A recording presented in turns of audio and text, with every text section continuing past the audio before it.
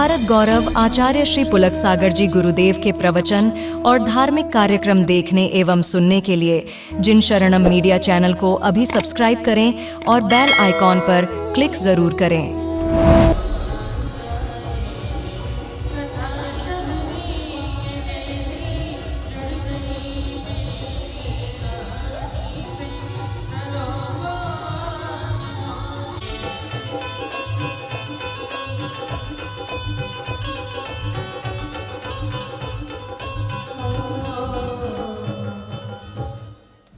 आइए सीधे सीधे चलते हैं ऋषभ कथा की ओर। उस गीत के साथ प्रारंभ कर रहे हैं ऋषभ कथा के लिए। आइए ऋषभ कथा प्रारंभ हो।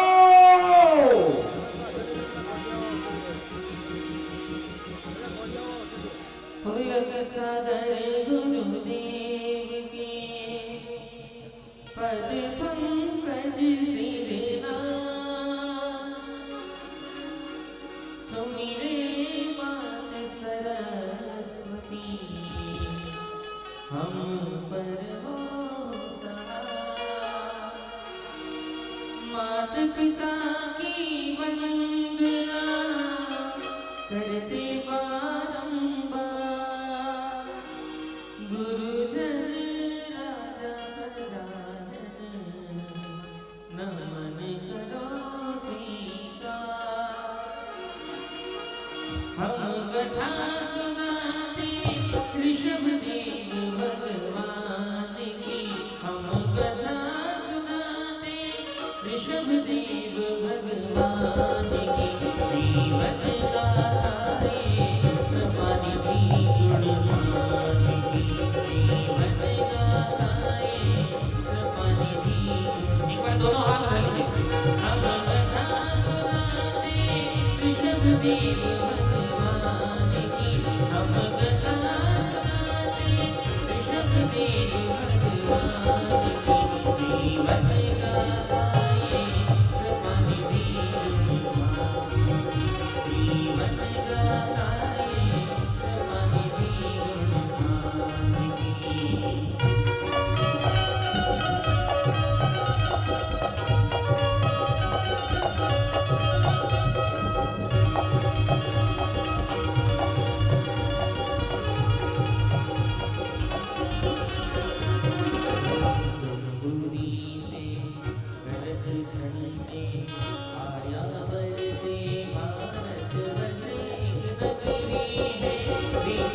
भी गुणगान की।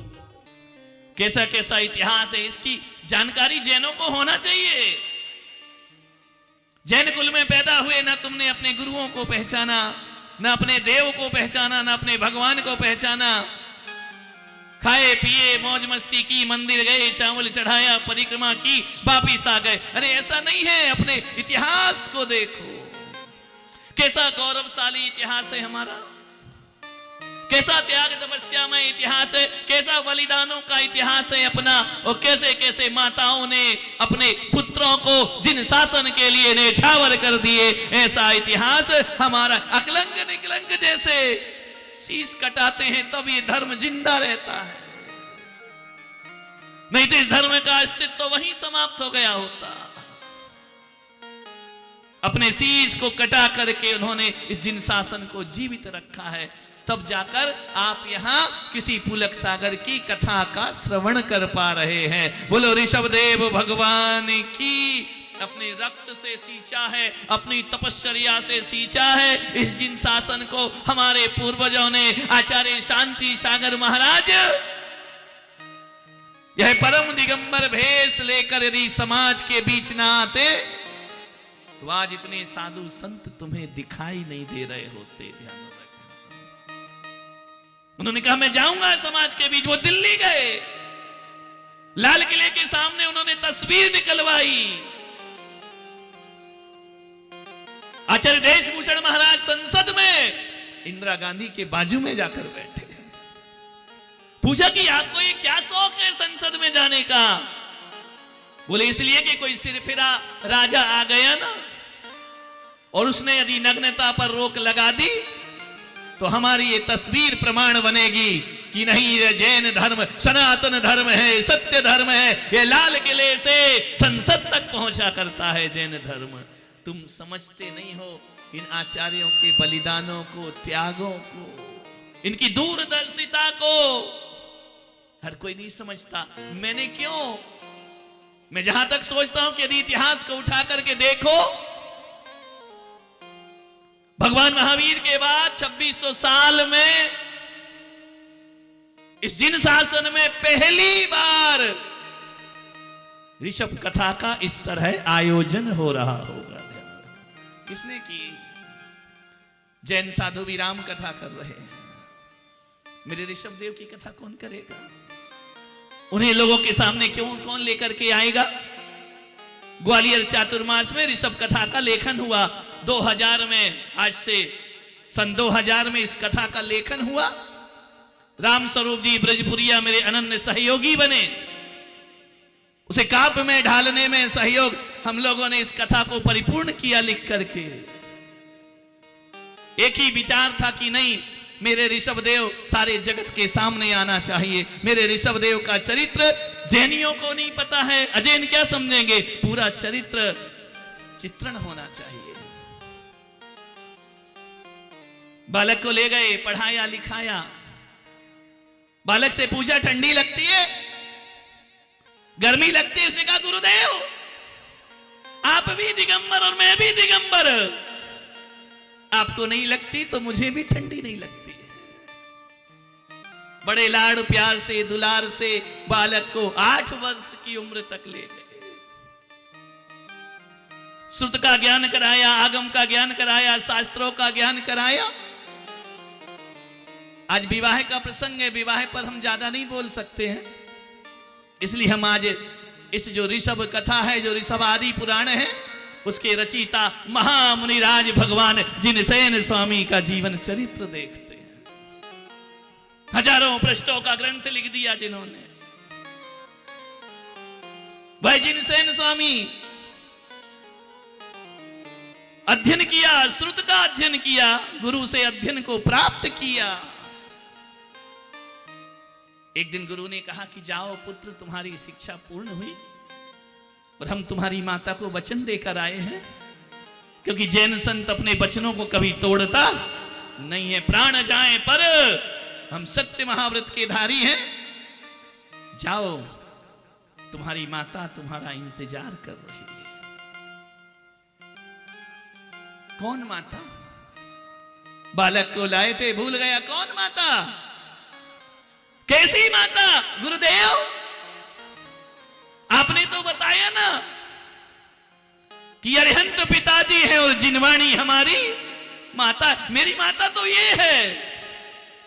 नहीं पुत्र, जो तुम्हें संसार में लेकर आई है वह माता तुम्हारा इंतजार कर रही है। माता जो संसार में लाई है पिता गुरुदेव, वह माता नहीं, जो संसार से पार करती है वह हमारी माता हुआ करती है। जो हमें मोक्ष दिलाती है, हमारा कल्याण करती है, वो हमारी माता है। ये हमने आपसे सीखा है। गुरु ने कहा कि पुत्र, जगत में आए हो तो माता पिता तो होते हैं ना। देखो पुत्र, तुम्हारे गुरु वचन देकर आए हैं, तुम्हें जाना है। मैं 8 साल का हो गया, इतना बड़ा छोटा सा बालक के रूप में आया। तुझे तेरी माता की याद नहीं आती? आती है, शुरू में बहुत याद आती थी, लेकिन जब से जिनवाणी माता मिली है ना, सारी माता मुझे क्षणिक लगने लगी, नश्वर लगने लगी, मरण धर्मा लगने लगी। मुझे जिनवाणी माता की गोद में रहने दो गुरुदेव। एक वो माता होती है जो हमें पालने में झुला के सुलाती है, और एक जिनवाणी माता है जो सोते हुए को जगाने का काम। जाग जाओ, मैं वापिस नहीं जाऊं। बाल हट, क्या करेगा? ये जो आपके पास है ना, ये पिछी कमंडल, ये मुझे दे दो।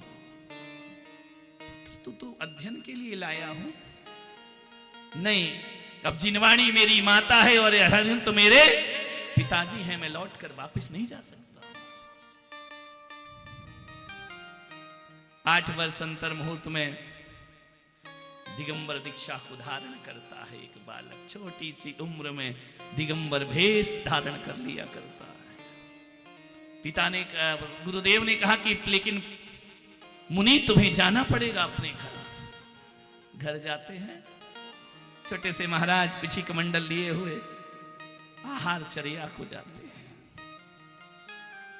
देखा पूरे नगर में भ्रमण किया, चौका किसका है देखा तो उसी मां ने चौका लगाया जो जिन भक्त थी, मुनियों की भक्त थी। चौका लगाया, पड़गाहन किया, आहार दिया। ये भी नहीं जानते कि मेरी मां है और वो नहीं पहचान पा रही कि ये मेरा पुत्र है। छोटा सा चला गया था ना, आहार हो गया। टुकुर टुकुर निहार रही है महाराज को वह माता। महाराज ने कहा ऐसा क्या देखती हो? बोली गुरुदेव इतनी सी छोटी उम्र में महाराज बन गए, ये कोई उम्र है महाराज बनने की? मुनि ने कहा कि आयु का कोई भरोसा नहीं है देवी। हे माता, आयु का कोई भरोसा नहीं, आगे की उम्र होगी या नहीं होगी, झटपट अपना हित कर लेना चाहिए। माता ने कहा, अश्रु भरे अपनी आंखों में, और कहा कि एक बात पूछूं गुरुदेव? बोलो मां। तुम्हारे बराबर मेरा पुत्र भी हो गया होगा, वह भी एक गुरु के साथ गया है, वह भी तुम्हारे बराबर हो गया होगा। इतना ही बड़ा, कितनी उम्र है आपकी? उस बालक ने कहा 8 वर्ष अंतर मुहूर्त, बस इतना ही तो समय हुआ है। मेरा पुत्र भी एक गुरुदेव से विद्या अध्ययन कर रहा है, वह भी इतना ही बड़ा हो गया होगा। उसने कहा तुम्हारा पुत्र किस गुरु के साथ गया? अमुक गुरु के साथ गया। बोली माता वो कोई और नहीं, मैं ही तेरा पुत्र हूं जो दिगंबर भेष धारण करके तुम्हारे घर पड़गाहन के द्वारा नवदा भक्ति से आहार ग्रहण किया। बोलो ऋषभ देव भगवान की। मैं तुम्हारा पुत्र, तुम मेरे पुत्र। लेकिन गुरुदेव ने तो वचन दिया था कि तेरे पुत्र को लौटाऊंगा। अरे लौटा दिया ना, देख मैं आ गया। जीवन में जिन्होंने वस्त्र धारण नहीं किए, ऐसे जिनसे नाचार अगर वो दिगंबर कहकर जिन्हें बुलाया जाता है, उन्होंने आदि पुराण की रचना की, हजारों पृष्ठ का ग्रंथ लिखा। भगवान आदिनाथ का चरित्र जिनसे नाचार्य ना होते तो यह पावन कथा तुम्हें सुनने को प्राप्त नहीं होता ही होती। पूरा ऋषभ देव भगवान का चरित्र लिखा, ऐसे महान आचार्य जिनसेन स्वामी। पूरा ग्रंथ पढ़ोगे ना, श्रृंगार रस का इतना वर्णन किया, इतना वर्णन किया।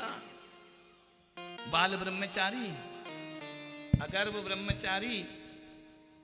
आदि पुराण पढ़ना कभी। मैं आपसे एक निवेदन करता हूं, इस कथा के बाद हर श्रावक को, श्राविका को, कुछ पढ़ो या ना पढ़ो, आदिनाथ पुराण जरूर पढ़ना चाहिए। ध्यान रखिए, मैं उसी के लिए तो मेहनत कर रहा हूं कि आप उस ग्रंथ को पढ़ो, उस ग्रंथ को समझो। पूरे जैनों का संविधान लिखा हुआ है उसमें, जैनों का आचरण लिखा हुआ है, जैनों का आचरण और तपस्या लिखी हुई है, राग वैराग्य सब आदि पुराण में। जिनसेन स्वामी का वो पूरा नहीं कर पाए उस ग्रंथ को, उनकी समाधि हो गई। दूसरा भाग उनके शिष्य गुणभद्र आचार्य ने पूरा किया। उससे जानो इतना सुंदर वर्णन, माता मरुदेवी का वर्णन जो किया है, पैर के नख से लेकर शिखा तक, ऐसा छंद, ऐसा लय, ऐसे अलंकार, ऐसी उपमाएं, ऐसा ग्रंथ देखने में नहीं मिलेगा। इस पर यदि रिसर्च किया जाए तो दुनिया का सर्वश्रेष्ठ ग्रंथ कोई है संस्कृत में लिखा हुआ तो आदि पुराण सबसे बड़ा महान ग्रंथ है। ध्यान रखना, उस पर अध्ययन करना सीखो। पूरा जैनों का संविधान लिखा हुआ है उसमें। 16 संस्कार लिखे हुए हैं, गर्भ के संस्कार, जन्म के संस्कार, नाम संस्कार, विद्या के संस्कार, विवाह की व्यवस्था आदि पुराण में देखने का प्रयास करें। कैसे विवाह होता है, कैसे संतति को जन्म देना चाहिए, विवाह के उपरांत कैसे पति पत्नी को 45 दिन तक ब्रह्मचर्य रखना चाहिए। तुम लोग क्या करते हो? जा रहे हैं कहां? हनीमून मनाने जा रहे हैं। बुद्धि खराब हो गई, इसलिए तो ऐसी औलाद पैदा होती है। ध्यान रखना, 45 दिन तक आदि पुराण में लिखा अखंड ब्रह्मचर्य पालो, 45 दिन तक तीर्थ यात्राएं करो, विवाह के बाद समय शिखर की वंदना करो, गिरनार की वंदना करो, बाबापुर की वंदना करो, तब जाके तुम्हारे घर में संतों जैसी आत्माओं का जन्म हुआ करता है। धार्मिक जीवन बिताओ, ऐसा लिखा है शास्त्र में। गर्भाधान की क्रियाएं भी लिखी हैं, गर्भ के संस्कार भी लिखे। 9 महीने एक गर्भवती महिला को कैसे अपने को महान बनाना चाहिए, क्योंकि जैसा वृक्ष होगा वैसे ही फल प्राप्त होंगे, जैसी भूमि होगी वैसे ही फसल प्राप्त होगी। इतना धार्मिक 9 महीने का गर्भाधान संस्कार। अभी ऋषभदेव में केसरिया जी में हमारा चतुर्मास हुआ, छोटे छोटे बच्चों का उपनयन संस्कार किया गया, उनके अंदर संस्कार डाले गए, मंत्र दिया गया। डूंगरपुर में देखते हैं कोई कराता है कि नहीं कराता है। हर माँ बाप को बच्चों को प्रेरित करना चाहिए कि जाओ गुरु से उपनयन संस्कार करा करके आओ, उनको मूल गुण प्रदान करो। छोटे छोटे बच्चों ने नियम लिया, हम अष्टमूल गुण धारण करते हैं, हम अपने जीवन में कभी शराब को हाथ नहीं लगाएंगे, कभी मांस को हाथ नहीं लगाएंगे, कभी शहद को हाथ। चाहते हो ऐसी औलाद हो कि ऐसी औलाद चाहते कि हाथ में दारू की बोतल हो, लड़खड़ाता हुआ घर में आए, गाली गलौच करे, ऐसा बच्चा चाहते हो क्या? देखते हैं डूंगरपुर में कितनी माताएं हैं जो बच्चों का भविष्य अपने हाथ से नहीं, आचार्य के हाथ से उनके भविष्य का शिलान्यास करवाया करती हैं। ध्यान रखना, माता पिता का फर्ज है, तैयार करो अपने बच्चों को। अष्टमूल गुण के संस्कार दिए जाएंगे। बेटे ऐसे बेटे होंगे, ऐसे पुत्र बने जिन पर तुम्हें जीवन भर गर्व होना चाहिए। ऋषभदेव में किया गया ये संस्कार। इच्छा तो मेरी यहां है, लेकिन बेटे तो तुम्हारे हैं ना, बच्चे तो तुम्हारे हैं, उनके संस्कार कराइए। आज इसकी आवश्यकता है। जो नियम आप नहीं दे सकते, गुरु दे करके जाते हैं। बच्चों को गुरु मंत्र दिया गया, इस मंत्र का जाप करना बेटा, जीवन भर जाप करना। तुम्हारे जीवन में कभी गलत जगह पर तुम्हारे कदम नहीं पड़ सकते। पहले होता था उपनयन संस्कार, 8 साल तक के बच्चों का उपनयन संस्कार, 10 साल तक के, 11 साल तक के बच्चों का उपनयन संस्कार कराइए। और ये संस्कार आचार्य के हाथ से कराइए, अपने हाथों से मंत्र लेखन कराइए, बीजाक्षर लेखन कराइए। हम एक नई समाज का निर्माण करना चाहते हैं। हम एक ऐसी समाज का निर्माण करना चाहते हैं जो व्यसन मुक्त समाज होना चाहिए। हम ऐसे भावी पीढ़ी का पौधारोपण करना चाहते हैं कि हमारे बच्चों को हम सुन सुनकर हैरान हो गए। पूना में बच्चे पढ़ते हैं, बेंगलोर में बच्चे पढ़ते हैं, जाकर के ऐसी मेस में रहते हैं जहां वेज और नॉन वेज एक ही जगह बनता है। ऐसी बच्चियां जो पूना में चौराहे पर, अहमदाबाद में हमने देखा, जैन बच्चियां सिगरेट पी करके धुएं से छल्ले बनाकर उड़ा रही हैं। ध्यान रखना, ये वही माँ बाप हैं जिन्होंने अपने बच्चों को अच्छे संस्कार नहीं दिए। नॉनवेज तो छोड़ो, आमलेट खा रहे हैं तुम्हारे बच्चे, भेज देते हो ना पढ़ने के लिए निश्चिंत होकर के। वहां फ्रेंड सर्किल में कैसा जीवन जीते हैं वो। एक बच्चा औरंगाबाद का है, वह बाहर पढ़ने गया, बहुत रोया, अच्छी जगह उसका एडमिशन हुआ, लेकिन उसने कहा कि महाराज मैं उस कॉलेज में एडमिशन नहीं ले सकता हूं, वहां वेज और नॉन वेज एक ही मेस में बनता है, मैं कैसे जीवन गुजारूंगा। उस बच्चे ने गुरुओं से संस्कार प्राप्त किए थे। मुझे ऐसा भविष्य नहीं बनाना है कि मेरा वर्तमान खराब हो जाए। मालूम है उस बच्चे ने ठुकरा दिया वो कॉलेज, क्योंकि वो बच्चा गुरुओं के सानिध्य में रहता था। ऐसी औलाद बनाओ अपनी, ध्यान रखिए, ऐसे संस्कार दो उनको। हमको नहीं बनना है इंजीनियर, हमको नहीं बनना है डॉक्टर।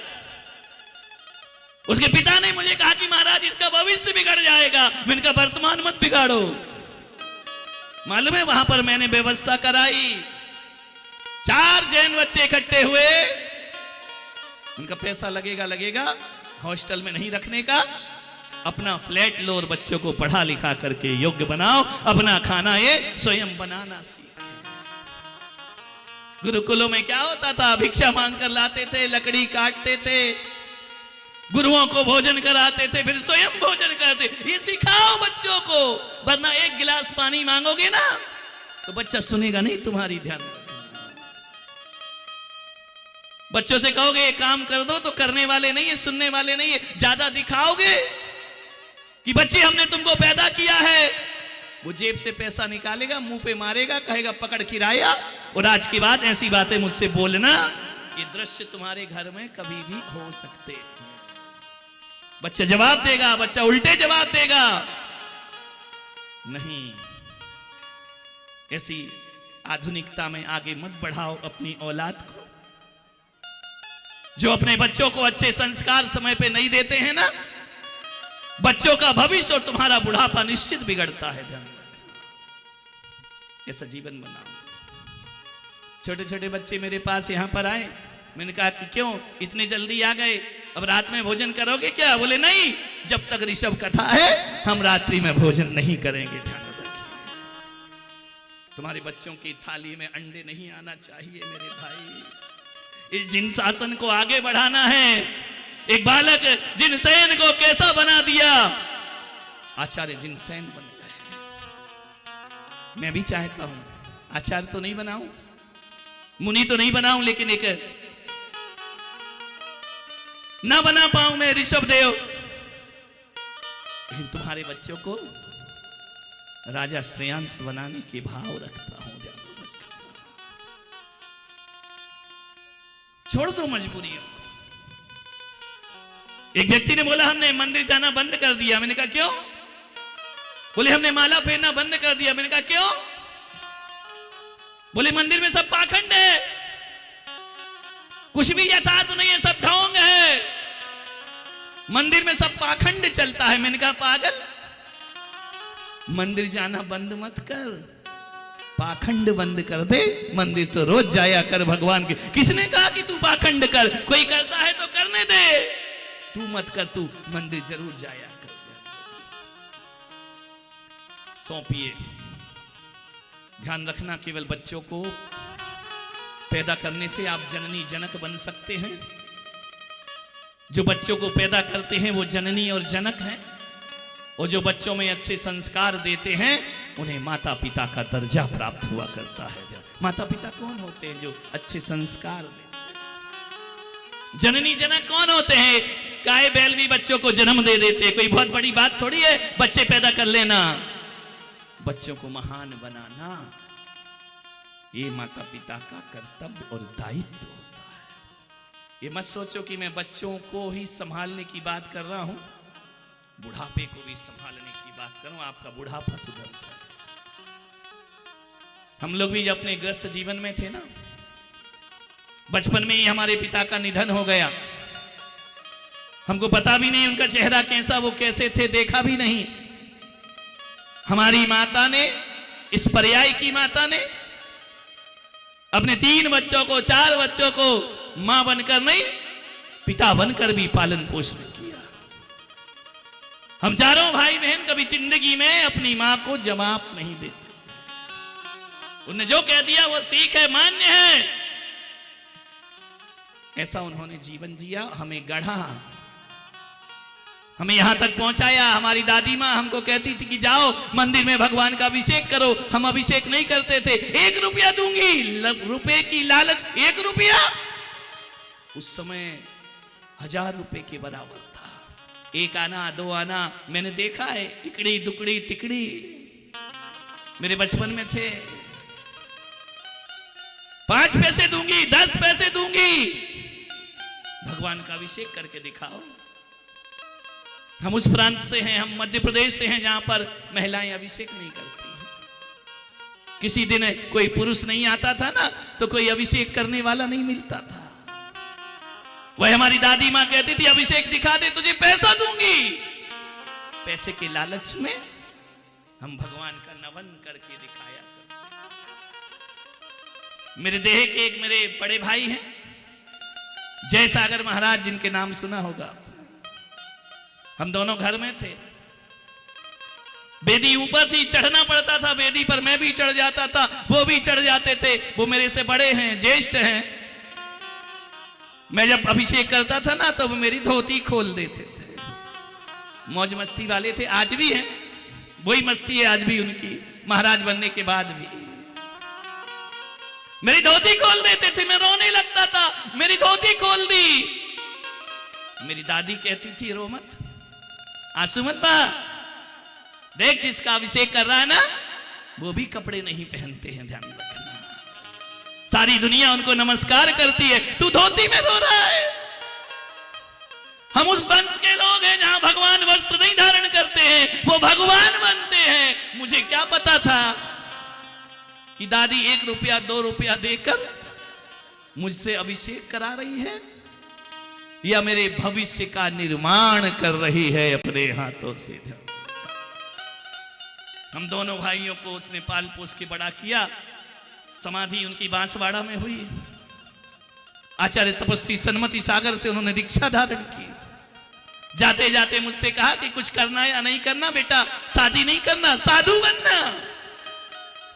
हम लोग हंसते थे, क्या साधु बनना, लेकिन हमें नहीं मालूम था कि उसके संस्कार ये काम करेंगे कि उनका एक पोता जय सागर बन जाएगा, दूसरा पुलक सागर बन करके खड़ा हो जाएगा। ये संस्कार दो अपनी औलाद को, मत बनाओ मुनि, एक समर्पित शावक तो बना सकते हो ना। नाभि राय ने ऋषभ कुमार से कहा कि बेटे हम तुम्हारे निमित्त के पिता, हे जगत पिता, ये संसार अनिष्ट के गर्त में ना चला जाए, ये संसार विषय वासनाओं में ना खो जाए, ये संसार भटक ना जाए। विवाह की परंपरा की शुरुआत करो ऋषभ कुमार। विवाह की परंपरा की, आप राजा बनेंगे। राजा को देखकर सारी दुनिया जीती है। आपका आचरण ऐसा है, बरसों बरसों दुनिया तुम्हारे आचरण का अनुसरण करेगी। पिता ने कहा और पुत्र ने हां कह दिया। लोक रीति से विवाह जरूर करूंगा। और आज ऋषभ कुमार कितने सुंदर सज धज कर दूल्हा बनकर बैठे। सारी दुनिया आनंद मना रही है, लेकिन ऋषभ देव तो कह रहे हैं ये विवाह नहीं, मुझे तो मुक्ति वधू से विवाह करना है। मेरा जन्म इसके लिए नहीं हुआ है, मेरा जन्म तो निर्वाण के लिए हुआ है, मोक्ष लक्ष्मी के लिए हुआ है। लेकिन पिता यदि कहते हैं उनका अनुसरण करना चाहिए। तीर्थ के करता है ना, मोक्ष मार्ग के नेता है, कर्म रूपी पर्वतों के भेदन करता है ऋषभ देव।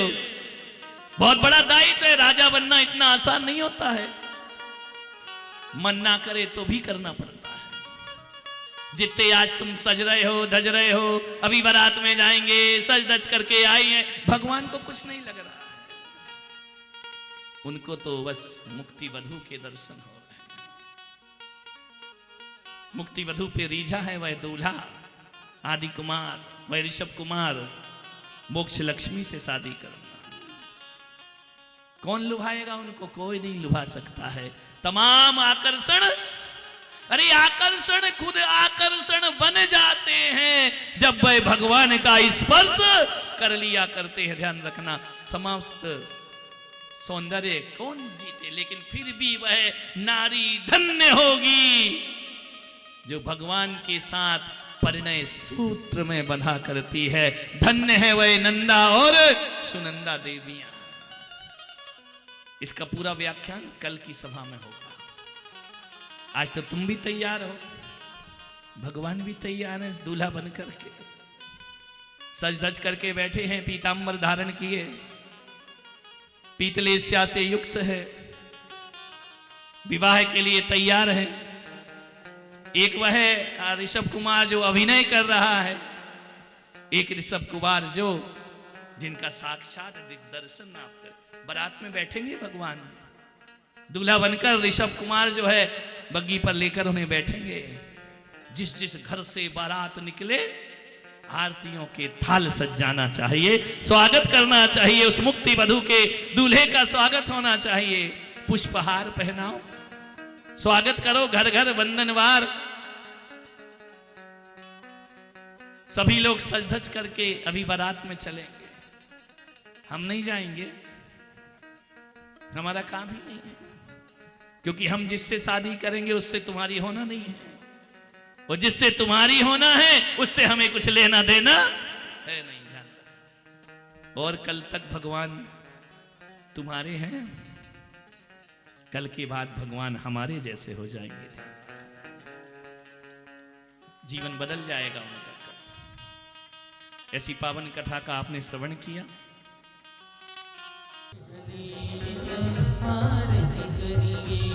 ऋषभ कथा को घर में रखेंगे, नित्य पाठ सब मिल कर करेंगे, पुण्य अर्चना जी की आरती ऋषभ कथा श्री की, आरती ऋषभ कथा श्री की, आरती ऋषभ कथा श्री।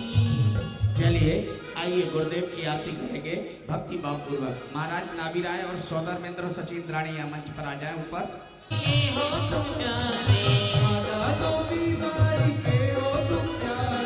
पिता भी कर्मचंद्र जी के दुलारे, जन्मे हो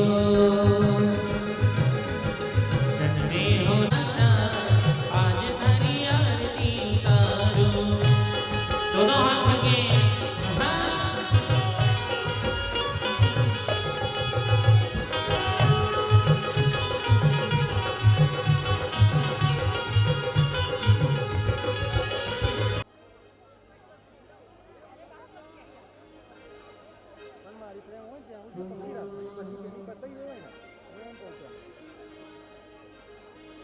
चलो एक बार चलो गुरु के द्वार चलो, हमें तैयार चलो, चलो एक बार चलो प्रभु के द्वार चलो, हमें तैयार चलो। हाँ लड़कियां तुम्हारी कुंवारी रह जाती, लड़की तुम्हारी कुंवारी रह जाती, अरे मानो हमारा एहसान, ये लड़के ने हाँ करती। जितने भी इंद्र हैं वो सब स्टेज पे आ जाए, सब आ जाए स्टेज पर। जितने भी इंद्र हैं आ जाइए स्टेज पर, आइए लगाओ हल्दी लगा लो जल्दी। आइए हम सब किसकी बारात में चल रहा है? ऋषभ कुमार की बारात में। किसकी बारात में? सब तैयार है कि नहीं? चलिए आइए, आजादी की शादी है।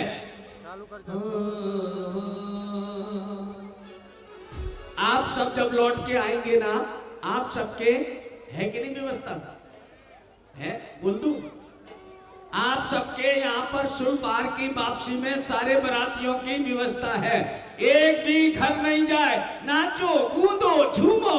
चलिए बाराती लोग तैयार हो जाएंगे और कहेंगे क्या? आइए। लगता है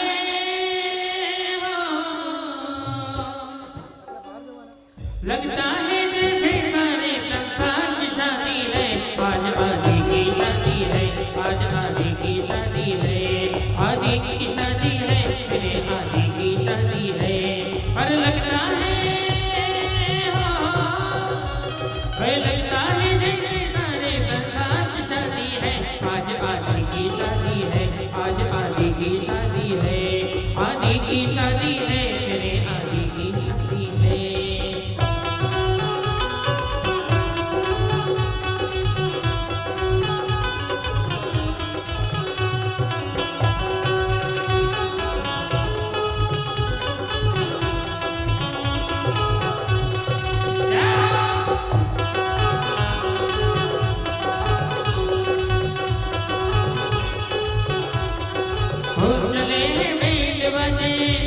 ये सारे साथे चले बैंड बाजे और संग में सारे साथे आइए मंगल बेला लगे हैं रूपा लोपा आइए मंगल बेला रूप रंगल बेला धूम धूम के धूम धाम की मौज मनानी है आज आदि की शादी है आज आदि की शादी है आदि की शादी है आज आदि की शादी है खड़े हो जाइए सभी सभी चलिए बारात में चलिए सभी बारात में हाँ नृत्य करते हुए आनंद के साथ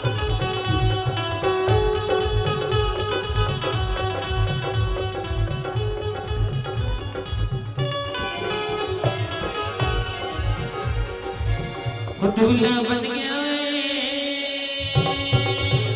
दूल्हा बन गया बन गया लाटा बरदार घोड़ी चढ़ गया चढ़ के मोटर कार दुल्हन द्वार खड़ी अजर तक जाने को तैयार नचले हो नचले हो नचले हो नचले हो राजा देखो कैसे नचते हैं बड़े भैया देखो कैसे नचते हैं बड़े भैया बाजे नगाड़े बज शहनाइया ढोल नगाड़े बज शहनाइया झूम के आई मंगल घड़िया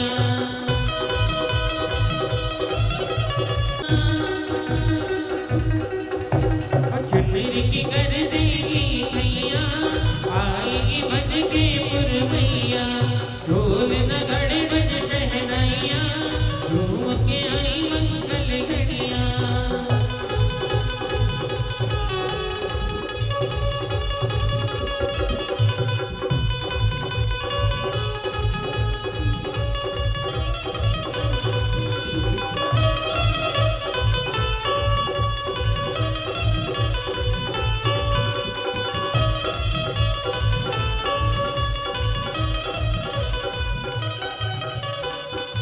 बाहर के बैंड चालू करें बाहर बैंड बजे चालू कर लें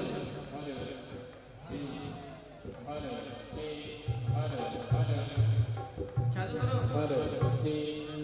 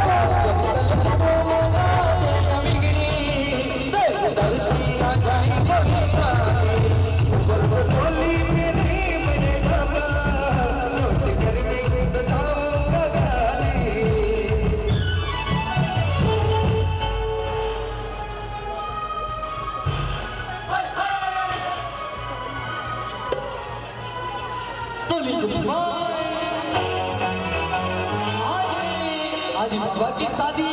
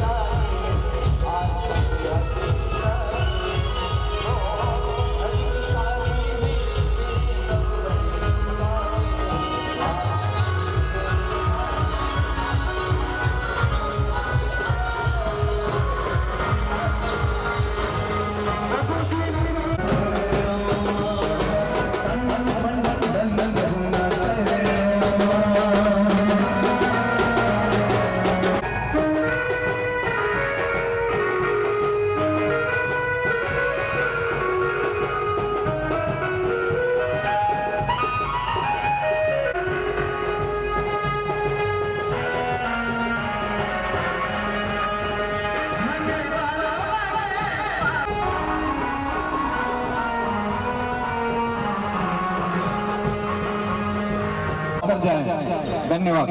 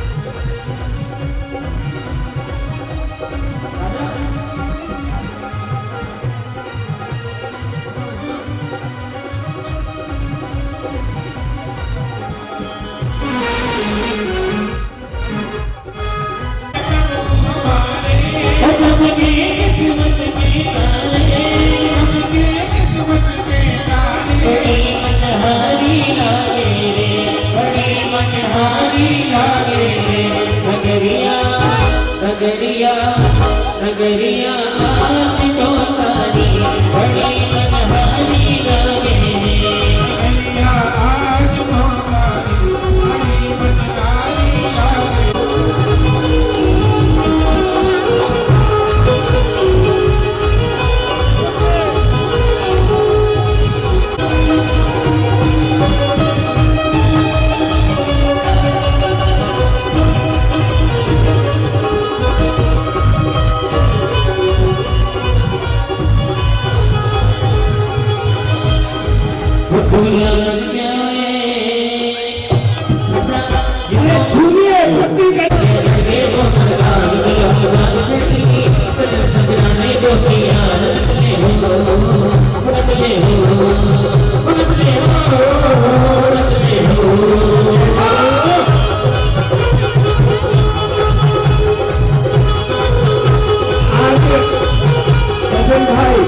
आज महाराजा नाभी राय की खुशी का ठिकाना नहीं है, माता मरु देवी के खुशी का ठिकाना नहीं है। और हर बाप आ गया, देखो हेलो आ गया। आज से ये आपके समधी साहब हो गए, इसलिए हो गए क्योंकि ये ऋषभ कुमार के इन्होंने अपनी बहन को दिया है, इसलिए आज से ये आपके धर्म के समधी हो गए हैं। सबसे पहले तिलक लगाइए, कहाँ है तिलक लगाइए, पहले तिलक लगाइए। इनका स्वागत और बहुमान राजा कच्छ महाकच्छ के यहाँ हो रहा है। सभी लोग तालियां बजाइएगा। अब माला पहनाइएगा, पहनाइए माला, तालियां बजाइए सभी। आए हम बराती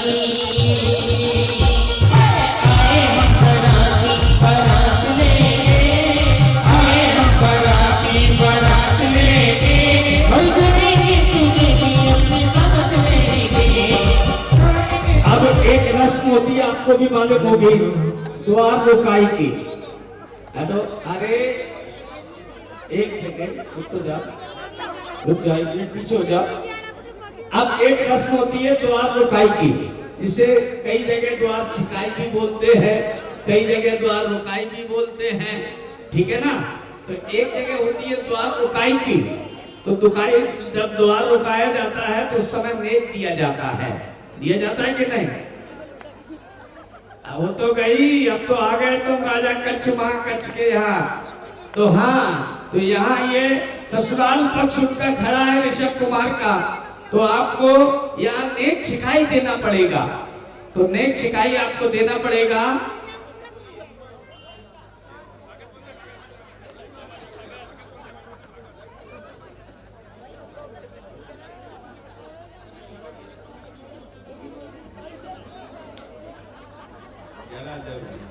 जोरदार तालियां बजाइएगा। अब इनके एक और रियल समधी को मैं बुलाना चाहूंगा, जिनका बेटा है। आइए आइए, आज से ये आपके रिश्तेदार हो गए। दिवाली, होली, नौता वगैरह जो भी कर रहा है वो आप दोनों जानो, क्योंकि ये आपके अब सगे रिश्तेदार हो गए हैं। जब सगे रिश्तेदार हो जाते हैं तो त्योहार पर उनको याद किया जाता है, इसलिए आइए माला पहनाइए। आइए आइए, माला पहनाकर स्वागत कीजिए। सभी लोग एक बार जोरदार तालियां बजाइएगा। हाँ, आइए गृह प्रवेश कीजिएगा, मंगल गृह प्रवेश कीजिएगा। आइए, समधी समधी गले मिलो। हाँ, ये गले मिलो दोनों, समधी समधन। तुम भी मिलो, राजा कच्छ महाकच्छ, आप भी गले मिलिए। आइए बेवाई, हाँ, स्वागत कीजिए माला पहनाकर। सभी लोग एक बार जोरदार तालियां बजाइएगा। स्वागतम स्वागतम स्वागतम स्वागतम स्वागतम स्वागतम आपका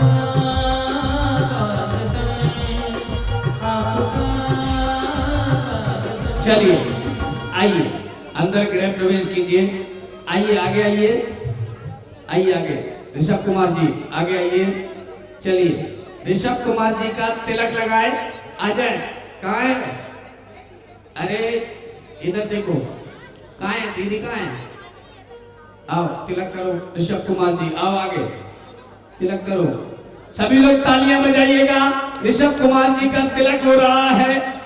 हो तेरे स्वागत में बिछा दे खुशी के मोती लुटा दे, तेरे स्वागत में बिछा दे खुशी के मोती के साथ तेरे द्वारे पे आई बारात, बारात तेरे द्वारे पे आई बारात, हो तेरे द्वारे पे आई बारात, बारात तेरे द्वारे पे आई बारात। इनकी माँ का है, माँ का आओ आगे, इधर आगे माँ आओ, बेटे की नजर उतारो,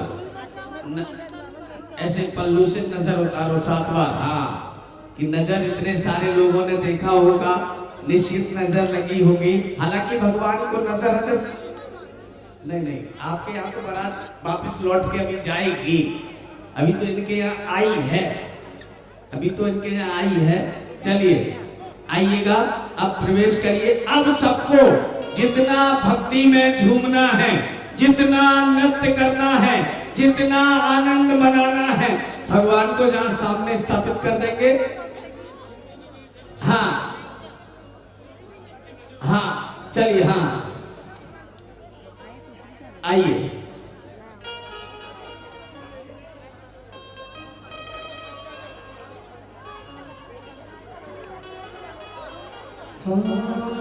चलिए अब भगवान को वहां सामने स्थापित कर देंगे। अब सब जितने भी हैं इस पंडाल में, जितने भी हैं सब खड़े हो जाएं और आगे आ जाएं।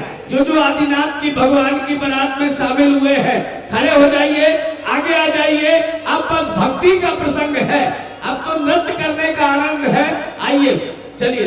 अरे आज प्रभु का दर्शन हुआ है मंगलमय की बेला में, आज प्रभु का दर्शन हुआ है मंगलमय की बेला में, साचे तारे नरनारी तू भक्ति की बेला में, साचे तारे नरनारी तू भक्ति की बेला में। हो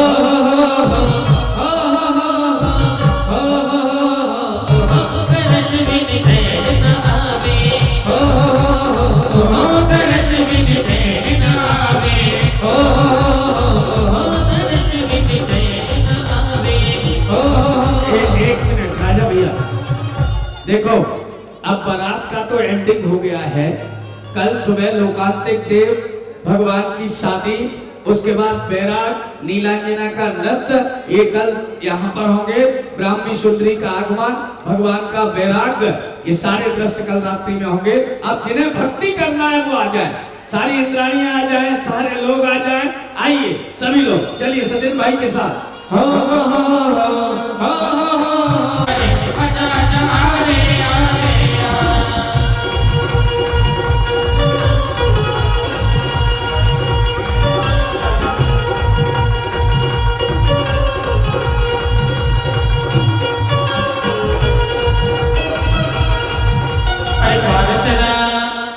प्रभु नीला दरबार में कैसी तुकी बना दी रे, दोनों हाथ ऊपर।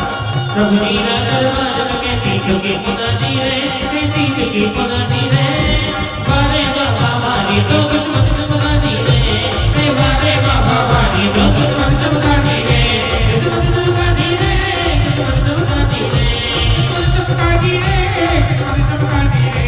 ओ प्रभु नीला दरबार में कैसी तुकी बना दी रे, कैसी तुकी बना दी रे, बारे बाबा वाली तो किस्मत चमका दी रे, बारे बाबा वाली तो किस्मत चमका दी रे।